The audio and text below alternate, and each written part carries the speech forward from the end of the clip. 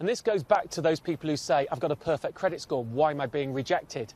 Because each lender scores you differently. Well, Martin, why don't you take us through right now what they know about you on your credit file? Well, I've got my board to do just that.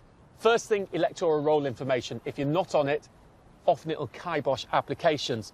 You've got all the public records, the bad stuff about debt, CCJs or the equivalent in Scotland. Now, they stay on your file for 6 years. So if they're about to wipe, wait to apply until it's gone. Then you've got searches. That's applications you've made. They only stay on your file for 1 year, but still spread them out. Don't do too many in a short space of time. Linked data. Have you got a joint bank account or mortgage?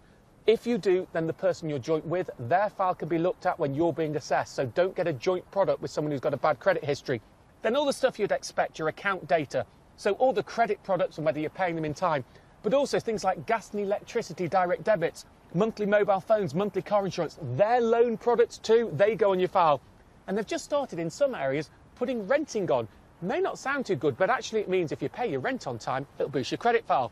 And then here's what they don't know about you. Just take a look through this. There's the stuff we've mentioned already, but student loans, for example, are not on your credit file. Doesn't mean they can't ask about it, but it actually doesn't tend to be seen as a loan product. It just reduces your affordability.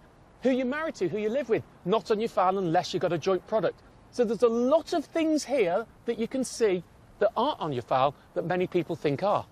Now, Martin, loads of people have been getting in touch to say, what do you do if there's an error on your file? Well, first of all, you contact the company who the error's with directly, you know, whoever's put it on, and say, can you get rid of it? If they say no or they dispute it, then you write to the credit reference agency asking to put a notice of correction on, which is where you briefly explain why you think it shouldn't be there. That can slow applications down, but it can also help you get accepted.